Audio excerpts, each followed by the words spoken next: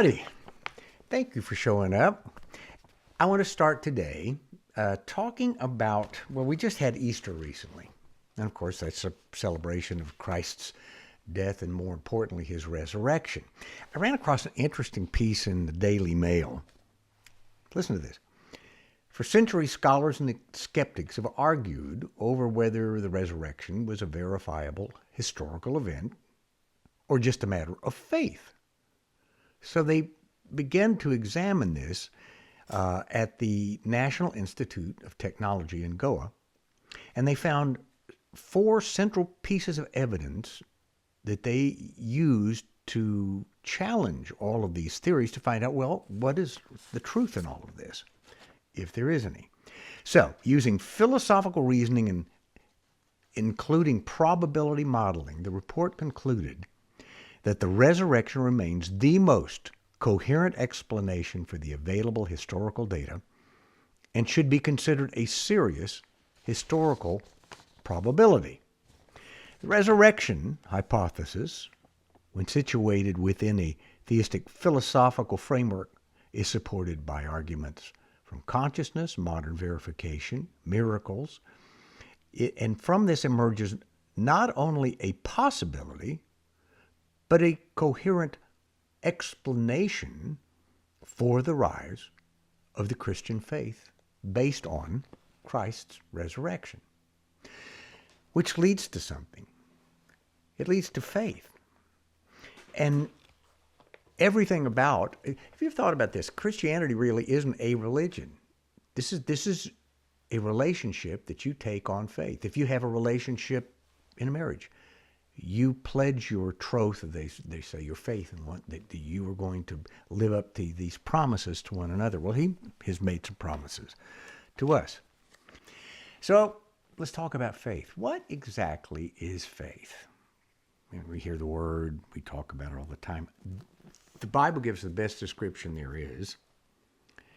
Now faith is the substance of things hoped for and the evidence of things not seen, whereby the elders found good testimony. And it goes on, this is actually Hebrews 11, and that's the first verse, and goes to this long discourse on all these examples of these biblical characters who by faith did miracles, did all sorts of things. Well, that same faith and same power is available to us. Now, here's a different thought. In this life, you choose what you put faith in. And we live in a very materialistic culture. The United States of America is the most, our whole system of commerce, our whole economy is based on consumer spending, what we consume. Think of it. So every TV commercial, every ad you see on the internet, all of that is to create desire in us to consume, buy stuff. Oh, and before I forget, this is just what Don Henley, one of my favorite songwriters from the Eagles, he has a song, and there's a line in this song that says, "We're a nation of noses pressed up against the glass. We've seen it on the TV, and we got to get it fast." What a line. Okay, so if you put your faith in things of this world, the material things, what you gain, what you accomplish, your fame, all of this, what do you actually end up with? Well, as Ecclesiastes says, the first verse in the first chapter, vanity, vanity, all is vanity, a chasing after wind. Well, I wrote a song, and in this song you're going to hear, called Vanity, it just, you have to picture, and it sets the stage for it.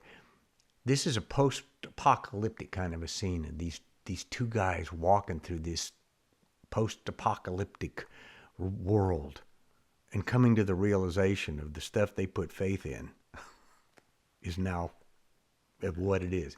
So give a listen to this.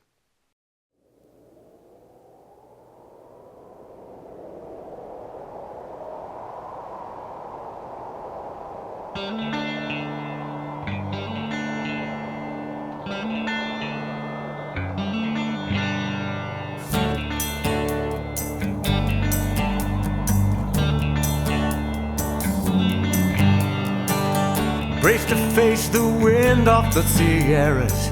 They spoke in low tones of their strikes and errors. Road maps etched on faces weathered, hearts now fallow, all rich harvest past.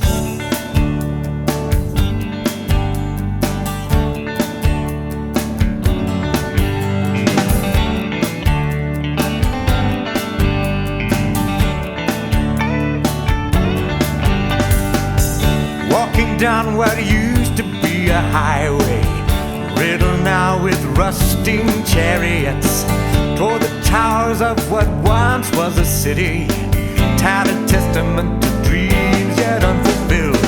Vanity, vanity, all is vanity. Where now the passion, where the pride? Vanity, vanity, all now for naught. Here where only memories reside. Memories reside. Memories reside.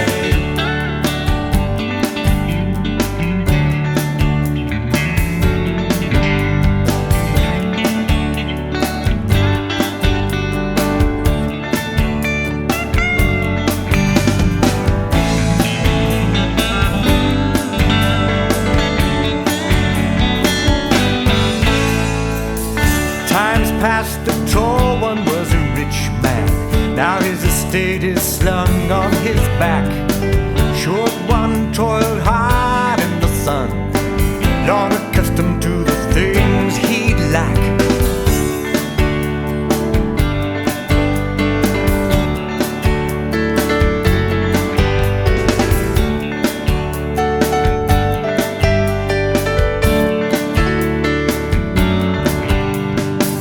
Like insects on a scrabbled landscape, slate wiped clean in a blinding flash.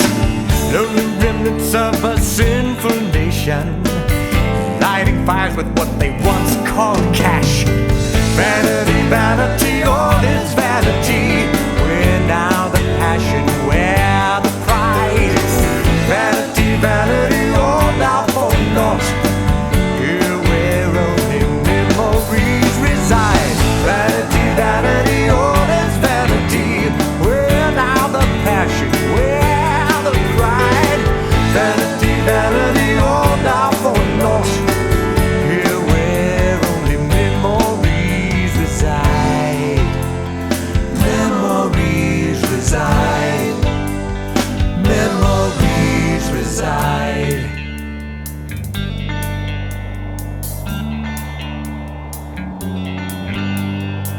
Vanity, vanity, all is vanity. Vanity, vanity, all is vanity. Vanity, vanity, all is vanity. Vanity, vanity, all is vanity.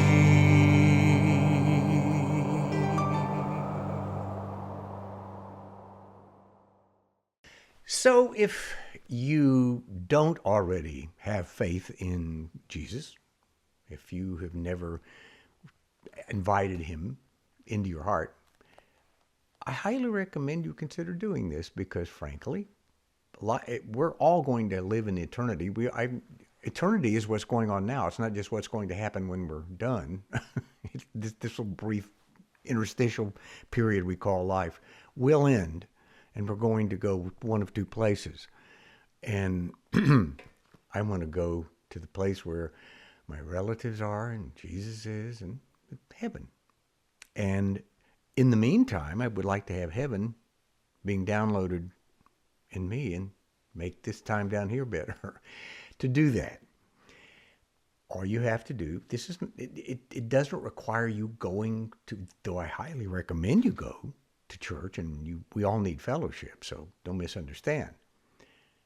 But you can sit right where you are and invite Jesus into your heart. And all you have to do is ask him. He's given man free will. That's how God created us. And how do you do it? You simply have the conversation. Say, Lord, thank you for dying for me. Thank you for shedding your blood to forgive me for all of my sins, past, present, and future, and for promising me eternal life through all of this, I invite you to come into my heart and to abide in me and live in me. And I pray for your guidance and your wisdom, your blessings. And it's a starting point. That's called justification in the technical terms. The sanctification process is what comes next. That's walking it out. That's learning about it. That's becoming more like Jesus. And when you do this, I promise you, I've lived a few years, probably tell by the gray hair. I can tell you from personal experience, you start walking that way, walking in the light, away from the darkness, everything changes. Thanks for hanging out. There'll be more of this to come. Tell your friends, put it on Facebook and share it with other people. And if you like it, well, like it. God bless.